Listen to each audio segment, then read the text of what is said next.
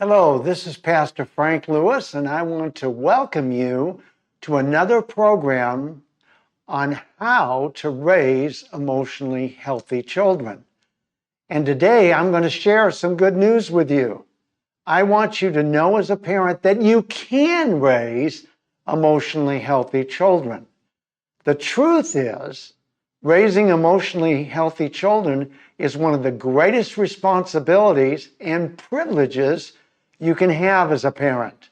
Emotional health is about you equipping your children with the skills, resilience, and emotional security to navigate life, relationships, and challenges with confidence, empathy, and integrity. That sounds like a really exciting thing, doesn't it?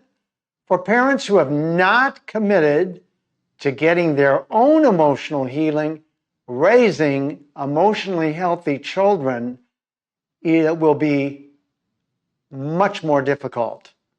I will tell you why, but before I do, I want you to know about the book that I wrote. The book that I wrote is called The Key, and the key is the key to emotional healing. And this whole series for parents and the series for marriage that I have on my YouTube channel at Fortifying Families 4 is based upon this book. You can get this book on Amazon, and I suggest that you do it because it is going to change your life. I've had so many people read this book and tell me it absolutely changed their lives. And they understood how to get emotional healing. As I said, I have a YouTube channel. It's at Fortifying Families 4, the number 4. And the reason it's that way is because there's other people that have YouTube channels, Fortifying Families. But nobody has 19 videos on marriage and 18 videos on parenting. I want to help you, and I can. So let's get started into the truth that when you become you as a parent, become more emotionally healthy because you've made the commitment to do so, it will be much easier for you to raise emotionally healthy kids. You may be thinking, why is it so important for me to be more emotionally healed? The reason is your children absorb or internalize far more from how you live than what you do or what you say. It's how you live. It's the emotional environment in your home. Emotional healing begins with you being more emotionally aware. You need to recognize that being aware of what is causing you problems emotionally is the first step. You need to recognize emotional triggers, unresolved pain, and your patterns of behavior. Your children will observe your tension, your anxiety, and unhealed wounds even when you try to hide them. You need to model emotional self-control because self-control is one of the fruits of the Spirit. It is vitally important to have self-control of your emotions. When you have more control of your emotions, then you can show your children how to express their emotions safely, how to accept personal responsibility for their emotions, how to apologize when they make mistakes, and how to manage being frustrated. Everybody gets frustrated, but it's how do you manage it? And when you model that for your children, it's going to help them. How you can have self-care and compassion for yourself is so vitally important for you to do. Your children will learn boundaries, emotional resilience, and respect for themselves by observing how you treat yourself. How you react to situations is going to help them to know how to react to situations. Your emotional health is the blueprint from which your children learn how to regulate their own emotions. Big problem is parents that have unregulated emotions. The children will then grow up to have unregulated emotions, and it'll be very difficult for their relationships. You need to create a safe emotional environment. Your children will thrive when you acknowledge their emotions and how they are feeling. You validate their emotions no matter what they are feeling, whether it's positive or negative, good or bad. You always validate their emotions. Why? Because that's who they are in that moment. That's what the brain scientists and the behavioral scientists tell us. What we feel is who we are in the moment. So you can affirm them. In addition, you can affirm them for who they are. And please do this. Don't affirm them for what they do, for how they please you or the performance they do.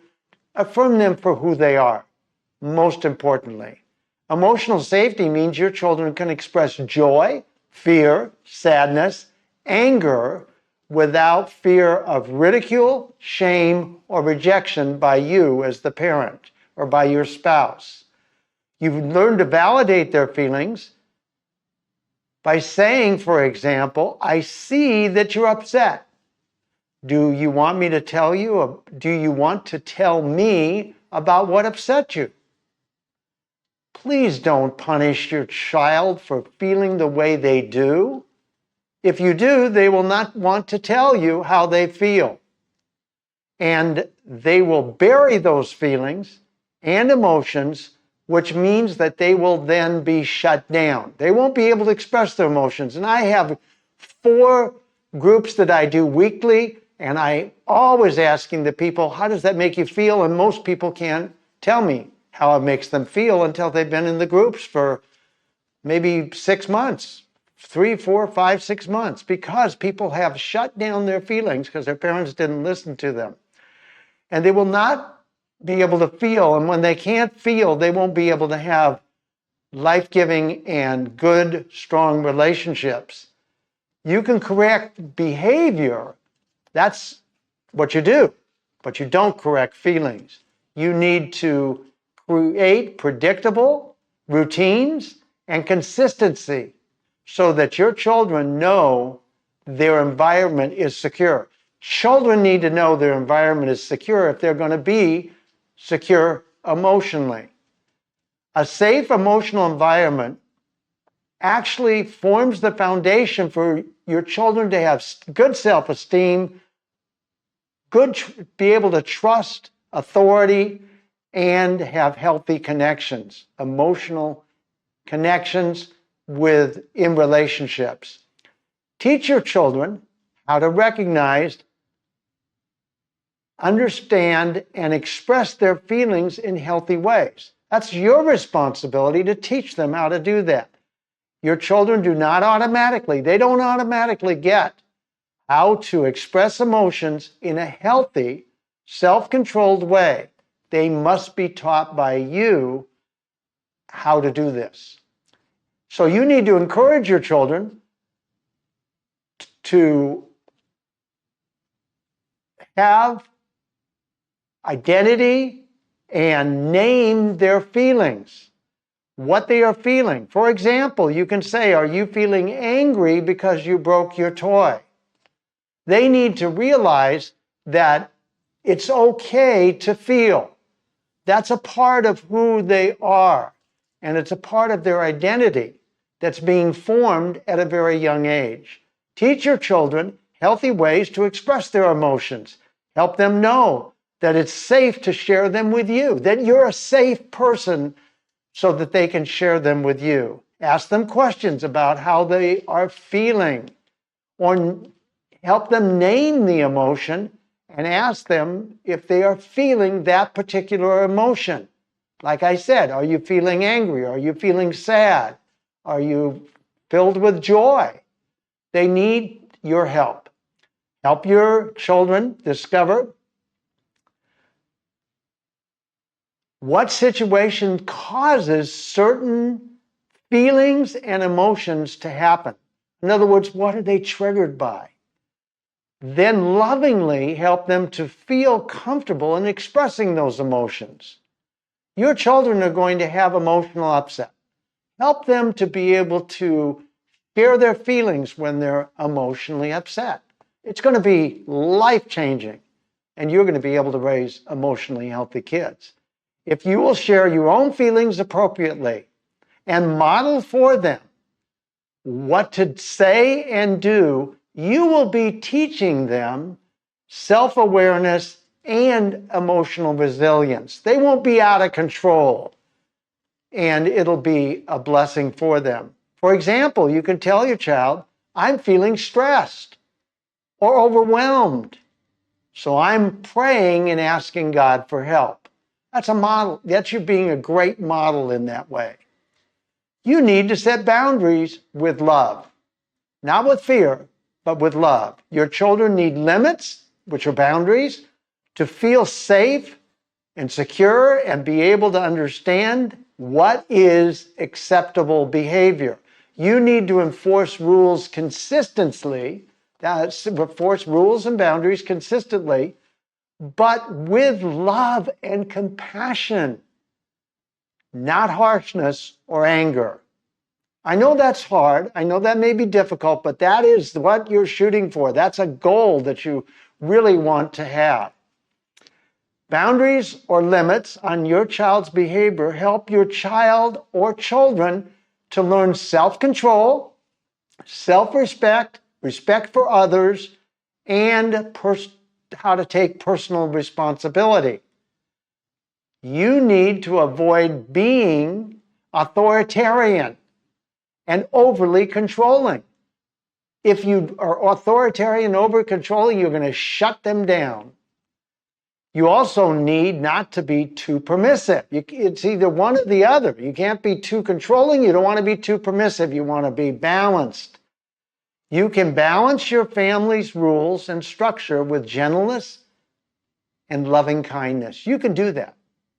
It takes work, but you can do it. Healthy limits or boundaries, well-defined, can provide your children with the internal foundation to manage their frustration, their disappointments.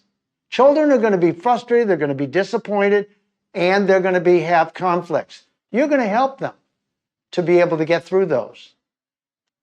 You need to teach your children empathy and compassion. You need to model compassion and kindness in your interactions with other people. Once you model that, they'll pick it up, they'll absorb it, they'll see it, they'll realize, oh, that's a good thing.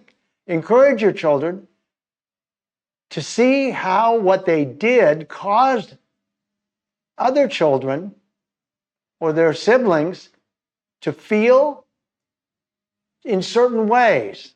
Work with them so that they can understand what others are going through. You can ask them, for example, how do you think your friend felt when that happened? How do you think your friend felt when you did thus and so? And always praise your children when they are kind and caring. It will build empathy and compassion. You can read stories, engage in discussions about being kind, thoughtful, and confident, and considerate. Teaching your children how to be empathetic, kind, and compassionate will help your children be able to deal with social and emotional challenges with integrity and honesty. I'll tell you, I deal with a lot of wounded people, and I want to tell you, one of the biggest problems in our world today is having kindness and gentleness, not people-pleasing, but real honest compassion, but then having integrity. Integrity is something that is just not happening a lot for the young people and even other people. I find it all the time. Empathetic understanding also strengthens relationships. Your children will learn how to strengthen those relationships in the future by being compassionate, kind, and empathetic. Now teach your children how to connect with God. That is critical. How to connect with God. You need to consider the truth that emotional health is also spiritual health. Please teach your children that they are loved and valued by God unconditionally, without conditions. They're valued for who they are, not what they do, by God, just like they need to be valued and loved and accepted for who they are, not what they do, by you and your spouse. Help your children understand that God has a plan and a destiny for their life. They're valuable. They are extremely valuable. Encourage prayer, gratitude, and reflection on God's faithfulness to you and to your children. When they are young, read them Bible verses and Bible stories and help them understand lessons from the Bible, from those stories, from scriptures that are age appropriate. Help them to learn about who God really is and how he treats the people and his faithfulness. Because your children will grow up having a great relationship with God, and that's what you want. And it's really important. You need to model to your children your own reliance on God. Yes. When you have challenges and your own struggles, have them be a part of your prayer time. Let them listen to how you pray to God. Teach them how to pray for what they believe is important to them. Teach them how prayer is talking or communicating with God, like he is a good father. He is a good father, but you need to model that. It's very, very important. Help your children to know their identity is rooted in God. Teach them that they are children of God and dearly loved by him. Help them know their identity does not come from performance, that they need to earn God's love and God's approval. Help them to understand that a spiritual foundation anchors emotional resilience and gives your children an understanding of their purpose in life. Everybody has to have purpose. The biggest question that I deal with adults on is, do I matter to anyone? To my wife, to my kids, people are always asking that. Well, God says you do matter. And you want your kids to know that God considers them valuable, important, and he loves them. You need to also respond to your children with consistency, not perfection. Please get this, it's really important.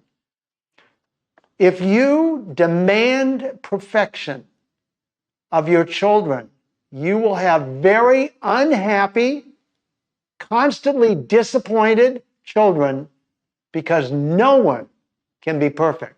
You can't be perfect, your spouse can't be perfect, your children can't be perfect, nobody can be perfect. Okay? Only Jesus was perfect. We can be like him, but we can't be perfect. So be consistent in rules and guidelines and expectations and your emotional responses. You don't want to be harsh, but you don't want to be too permissive. You want to be balanced. Be patient with yourself and your children, teaching them emotional regulation. What is it like to have self-control? Model it for them.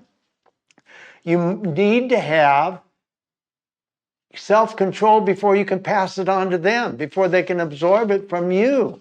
So please, teach your children the guidelines. They can understand their own experiences. They need guidance. They need your help to understand their own experiences. Help them to feel what they're feeling very openly and honestly in their communication with you when they have experiences that are disappointing, that are frustrating, that cause them anger. even cause them joy. You want them to just be able to openly express their emotions. You can help them by asking questions like, what happened? How did it make you feel? In every group I do, I'm always asking people, how did it make you feel, that are adults? You get this done with your children, they won't have to be in a group later on with a facilitator like me, a leader like me, asking them, how does it make you feel? Because they will feel. And you can also ask them, what can you do differently next time? This can be a teaching moment, but you're not harsh and you're not being controlling. It's so vitally important that you be kind and gentle with your children. You can provide your children with suggestions for dealing with different emotions. They can talk about what they are feeling. They can even color. Make it easy for them to talk about what they're feeling. Get down on their level. Get down on one knee if they're real small. Look them in the eye. Tell them, I want to hear what you have to say. It's important to me to hear what you have to say. They can color their emotions, and they can even learn breathing techniques. You can show them how breathing will help them come down from their emotional trigger or emotional upset. It will help them to be able to have self-control. You can normalize mistakes and failures as opportunities for learning and growth. You don't want them to be upset because you got upset when they didn't do things just right. You don't want that, because then your children will live not willing to take risks, not willing to be able to make mistakes. And you can't be successful in life unless you can make mistakes. Now, you also need to lead your children with love, not fear. Please do this. It's so vitally important. The key to raising emotionally healthy children is for you to love them unconditionally to the best of your ability. I know it's hard. It is hard. I didn't do a great job in raising my kids. I wish I'd have done better. I wish I'd have known what I'm telling you. That's one of the reasons I'm doing this, is because I didn't get these results, and I deal with literally hundreds of people over the years that their parents didn't do what I'm telling and suggesting for you to do. Love them unconditionally as best you can. You need to demonstrate your love for your children by being present. That's what I mean by getting down on one knee. Don't try to talk to your children when you're on the phone, when you're on your cell phone. Don't try to talk to them when you're making dinner. Get alone with them, or one of them at a time, and talk to them by being present, because you will tell them how much you love them. You will show them how much you love them, because they'll absorb the fact that you care for them. And you need to listen intentionally to what they're saying, and you need to let them express their emotions. Give them your undivided attention through your words and your actions, by making what they say very important. Do not be a parent who controls your children through fear, shame, and anger. Don't put them down because they made a mistake. Don't punish them. Whatever you do, please don't punish them for making a mistake. If they need punishment, do it lovingly.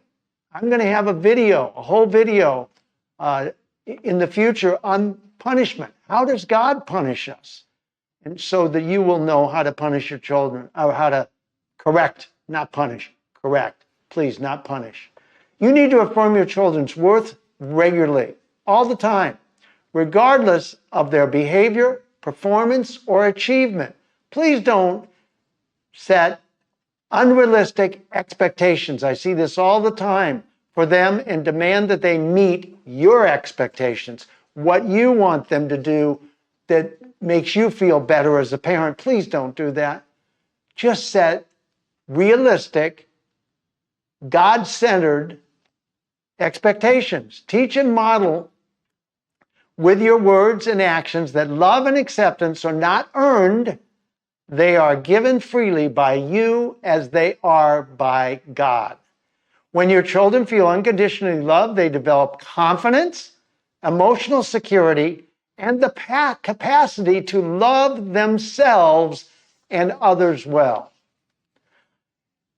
I want you to know your role as a parent is powerful. You and your spouse chose to have children, and you want to be a good representation of who God the Father is for his children. You're one of them. Now do that for your children. Raising emotionally healthy children requires more than rules and discipline. It requires that you be aware, intentional, be consistent in helping your children learn to express their emotions in a healthy way. In order for you to be the best parent you can be, it requires you being intentional about getting your own emotional healing, get your wounds healed, so that you can model emotional resilience and self-control and force boundaries with love and compassion. In this way, you will root your children's identity in love for you and for God. When you do what I'm suggesting for you to do, as a parent, you will be committed to getting your own healing, get emotionally healthy children, and provide them resilience in the face of difficulty, empathy, compassion for others, self-understanding, and the capacity to love. Have healthy, life-giving relationships. Raising emotionally healthy children takes commitment and you doing personal healing work that will be transformational for your children. You're not just shaping their behavior, you're shaping their identity, their hearts, their futures, and especially their relationship with God. When you do and have a commitment to intentionally do this, you're going to be able to raise emotionally healthy children, and God will be pleased, you will be pleased.